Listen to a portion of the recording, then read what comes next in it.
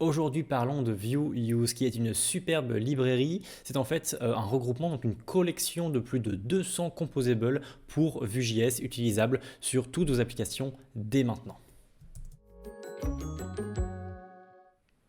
Bonjour à tous, c'est Brian de DevTheory, la chaîne pour devenir et rester un bon développeur JavaScript.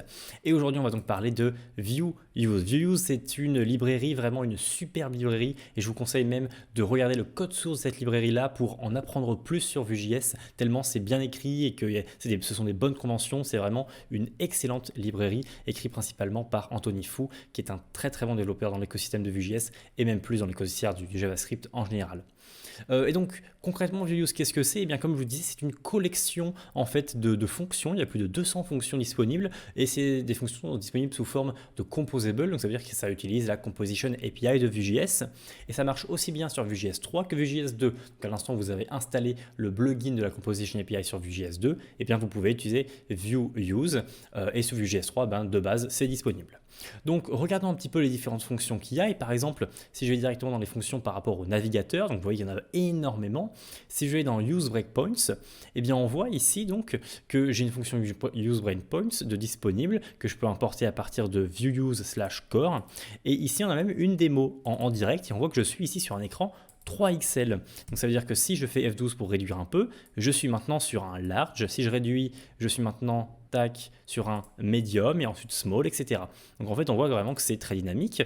Et concrètement, comment c'est fait ce petit code-là? Et bien, c'est fait très simplement parce qu'on va donc importer depuis Vue.use/core use breakpoints et on va lui dire quel breakpoints on veut. Et il y en a par défaut, par exemple ceux de Tailwind qui sont très utilisés.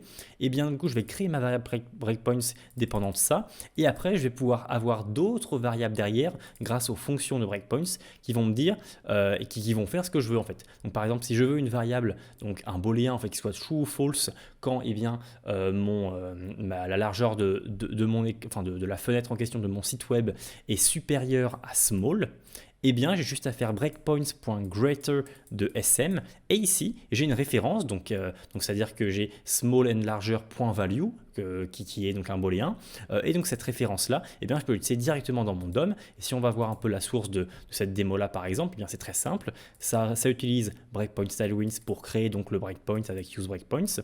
Derrière on a toutes nos différentes méthodes, small, medium, larger, etc., avec du point smaller ou du point between sur les breakpoints, et donc ça va faire du true ou false en fait pour chacune de ceux-là, et on les affiche directement ici avec un petit component qui simplifie ça, mais globalement c'est simplement ça affiche true ou false en fait. Donc c'est aussi simple que ça pour gérer les breakpoints de manière réactive avec donc ce use breakpoints là. Et ça c'est simplement un exemple de toutes les fonctions disponibles de Vue.use. Par exemple, on peut aussi aller voir useDark qui nous permettra d'utiliser le fait d'avoir un dark mode ou non en fait par rapport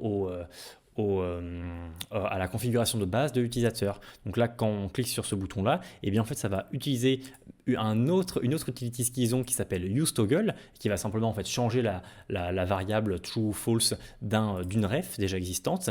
Et donc ici, la ref, et bien c'est isDark qui vient de useDark, du composable useDark. Et en faisant ça, et bien je toggle mon useDark, et donc ça va toggle directement tout mon style en fait, en utilisant en utilisant une autre variable du navigateur, je ne sais plus exactement laquelle c'est, mais bien sûr en natif on peut le faire aussi, mais ça simplifie un peu tout. Une dernière chose, on a également quelque chose qui est sympa, use full screen par exemple. On a un bouton ici pour arriver dans le full screen et on voit que donc on peut importer use full screen depuis Vue.use/core, et en fait use full screen va nous donner différentes méthodes et également une ref ici is full screen, et une méthode pour entrer dans le full screen, pour sortir du full screen et pour le toggle tout simplement. Donc là si je clique sur go full screen qui va probablement exécuter la fonction toggle, et bien tac en fait ça va me faire entrer dans le full screen tout simplement. Donc c'est aussi simple que ça, et à chaque fois on a même les type declaration juste en dessous pour bien savoir ce qu'il fait parce que tout est développé avec TypeScript, donc c'est pour ça que la codebase est vraiment bien de Vue.use. Et pour certaines fonctions on a même un component usage, ça veut dire qu'on peut importer quasiment cette fonctionnalité depuis Vue.use. Ici c'est depuis Vue.use/components, on va importer use full screen, et en fait en tirant parti des slots, et bien on va pouvoir avoir également la méthode qu'on veut ici, toggle, mais on aurait pu récupérer isFullScreen, enter ou quoi que ce soit.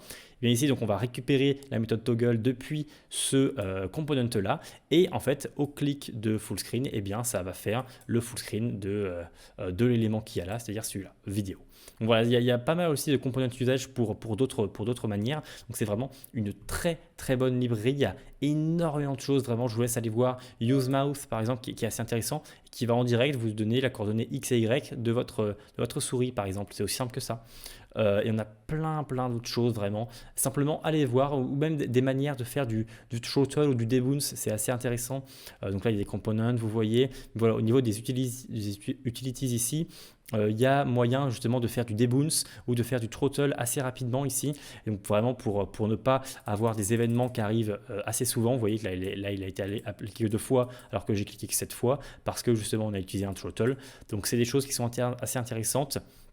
Donc voilà, je voulais savoir ça simplement pour le get start, c'est-à-dire comment on utilise, comment on inclut Vue.use, j'y suis déjà. Bien sûr, on installe Vue/core la plupart du temps. Après, si vous êtes sur Nuxt, voilà, vous respectez cette petite config là, et directement, vous allez pouvoir après importer ce que vous voulez, donc les différents composables que vous voulez, et vous allez pouvoir les utiliser directement en fait. Donc c'est aussi simple que ça, simplement avoir Vue.use/core, de télécharger la Composition API qui marche. Donc soit vous êtes sur une version de Vue supérieure à 3.2, soit vous avez le plugin de la Composition API supérieure à 1.1, et c'est tout. Donc voilà, je vous conseille vraiment d'utiliser Vue.use, ou du moins de regarder un peu sur le site web, voir s'il y a des choses qui vous intéressent pour votre site web, parce qu'il y a une chose à savoir, c'est que c'est totalement three checkable. Ça veut dire quoi? Ça veut dire que dans le code final que vous avez, vous aurez seulement ce que vous utilisez. Si vous utilisez seulement la méthode useDark, tout ce que Vue.use donnera dans votre source code final, ce sera seulement le code utile pour useDark en fait. Et il n'y aura pas tout le reste, use breakpoints ou quoi que ce soit en fait. Donc ça c'est très intéressant aussi. Et en plus c'est SSR friendly, donc ça marche partout, côté back-end, côté front-end. Donc c'est vraiment, je trouve, une très très bonne librairie avec de très bonnes choses. Je vous conseille ça énormément. Avant de vous quitter, je vous présente simplement le cours gratuit que j'ai concernant Vue.js 3 qui permet en fait de tout comprendre sur l'écosystème de Vue.js 3. C'est-à-dire que le premier jour, on va parler de Vue.cli, de Vite, ensuite des components, ensuite des Vue UI libraries, de Vue Router, Vuex, Composition API, même Next.js. Donc voilà, si vous voulez un peu découvrir l'écosystème de Vue.js 3, je vous conseille énormément ce petit cours gratuit. Vous avez juste avec votre email et vous recevez chaque jour une vidéo de moins de 10 minutes qui vous explique en fait le concept en question. Donc voilà, un cours totalement gratuit que je vous conseille. Je vous mets le lien bien sûr juste en dessous en description, et je vous souhaite une très très bonne journée et j'espère vous retrouver dans une prochaine vidéo YouTube. À très vite.